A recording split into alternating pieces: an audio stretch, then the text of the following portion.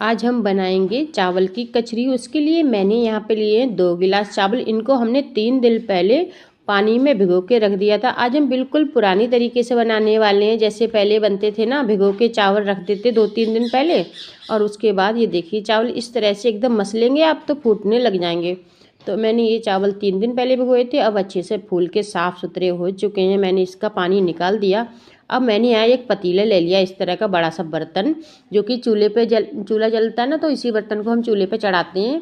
तो उसी हिसाब का मैंने यहाँ एक बर्तन ले लिया है और ये जो चावल है इनको हम यहाँ डाल देंगे पतीला में। सभी चावल इस तरह से जब आप कचरी या पापड़ बनाते हैं तो आपको यहाँ पे कुछ भी डालने की ज़रूरत नहीं है एक्स्ट्रा, जैसे कोई सोडा या पापड़ खाद या कुछ भी फूलने के लिए। बस आप इसी तरह से बना के देखिएगा, इसका टेस्ट भी बहुत अच्छा होता है। और जिस गिलास से मैंने यहाँ पे चावल नाप के लिए थे उसी गिलास से मैं यहाँ पे पानी ले लूँगी। तो मैंने यहाँ पे डाला था 2 गिलास चावल थे मेरे और मैंने यहाँ 8 गिलास पानी डाला था। तो बिल्कुल ठीक ठाक बना, मतलब 1 गिलास के हिसाब से आपको 4 गिलास पानी डालना है, ठीक है। तो आपको इसी हिसाब से रखना है, नहीं तो बहुत ज़्यादा ही पतले होने लग जाते हैं ना चावल, तो कचरी हमारी अच्छे से छूट नहीं पाती और बहुत बेकार सी बनती है और बहुत ज़्यादा गाढ़े होने से फूलती नहीं अच्छे से। तो थोड़ा सा इस चीज़ का ध्यान रखिए। और हम डालेंगे यहाँ पे नमक। तो मैंने यहाँ 1 चम्मच भर के नमक डाल दिया है, क्योंकि कचरी में थोड़ा कम नमक डालिएगा, भुनने के बाद बहुत तेज़ लगने लग जाता है तो अच्छा नहीं लगता खाने में।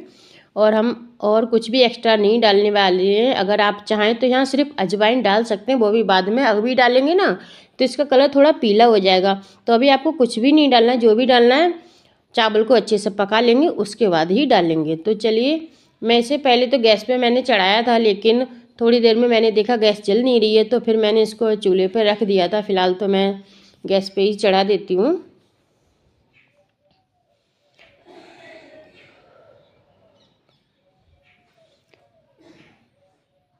ये देखिए मैंने बाहर आ गई, मैंने बताया अभी आपको, मैंने चूल्हे पे ही ये काम किया था।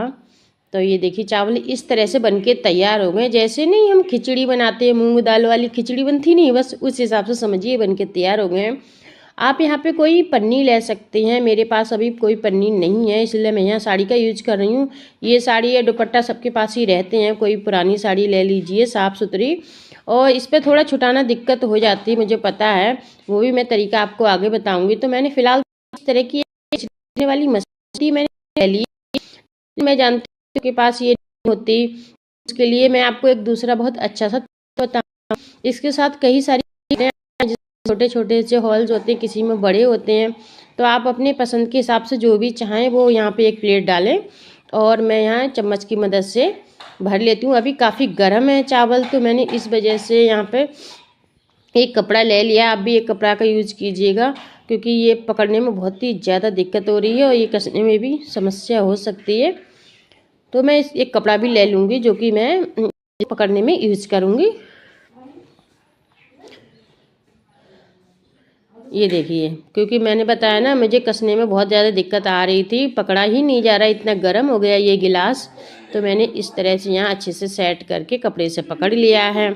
और यहाँ देखिए मैं कचरी कुछ इस हिसाब से तोड़ूंगी। चावल गीले हैं तो इसका बहुत ही अच्छा छत्ता नहीं आएगा, क्योंकि ये साबुत चावल है।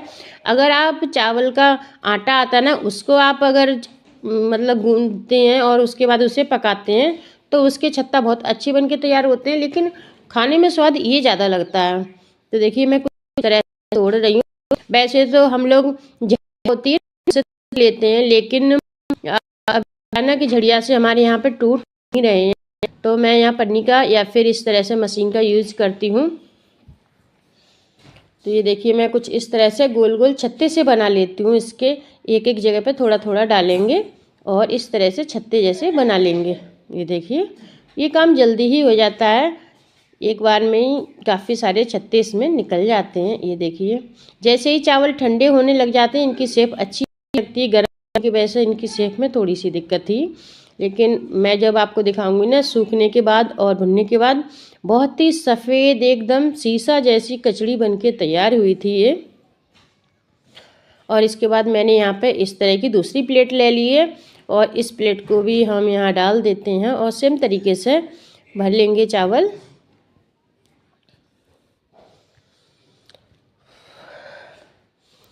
तो ये देखिए मैं इसको थोड़ा जलेबी जैसा ही तोड़ूंगी, गोल गोल छत्ते बना देंगे इसके, और इन्हें आपस में चिपटा के रखने हैं, दूर दूर नहीं रखने हैं, नहीं तो ये जब हम छुटाएंगे तो अलग अलग हो जाएंगे। तो हमें बिल्कुल भी इस तरह से नहीं रखना, इसमें चिपके ही नहीं चाहिए।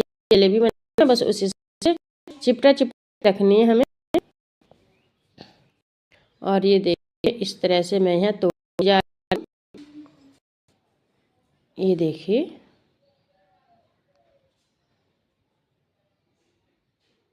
मुझे तो जब मैंने इसे पन्नी से तोड़ा था ना, तो मुझे बहुत ज़्यादा अच्छा आइडिया लगा।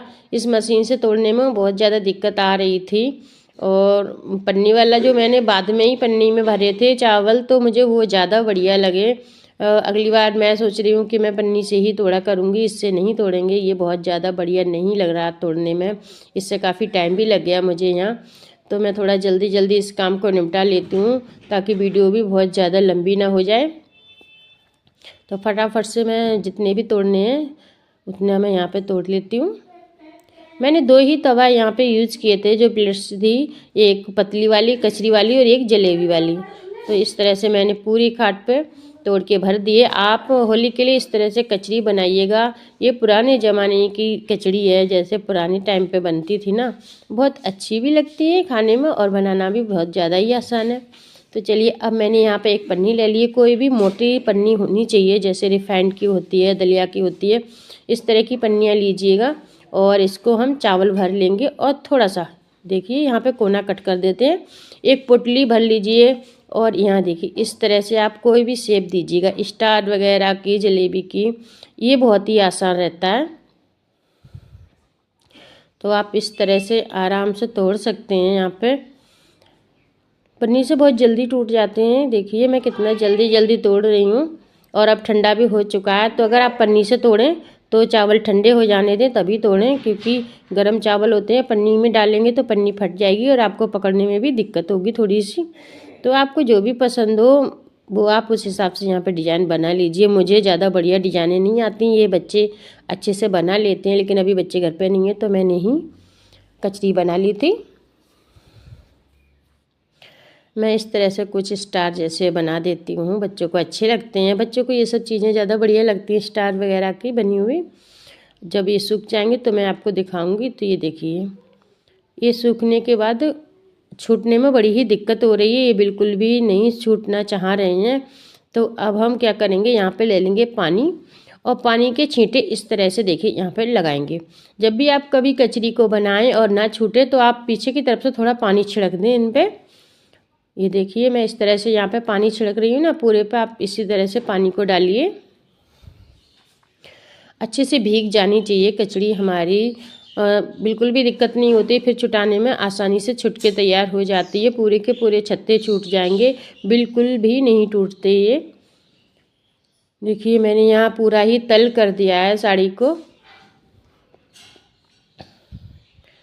और अब हम आपको छुटा के दिखाते हैं इसके छत्ते। ये देखिए कितने बढ़िया से छूटने लग गए हैं, साड़ी से अपने आप से ही अलग होने लग जाते हैं। ये देखिए इस तरह से आप आराम से, ये अगर कोई गीला होगा ना तो वही चिपकेगा, बिल्कुल सूखे होंगे तो बिल्कुल भी नहीं चिपकते।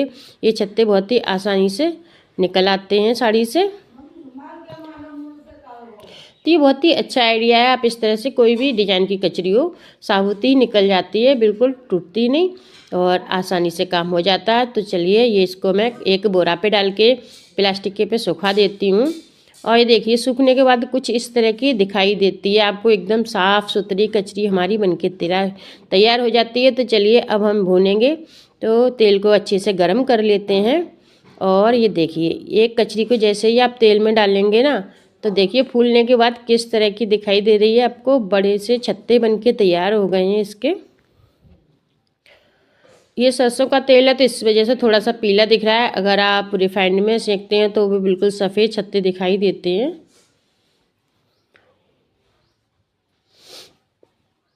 तो फटाफट से मैं थोड़ी सी कचड़ी को अच्छे से सेक के दिखाती हूँ आपको।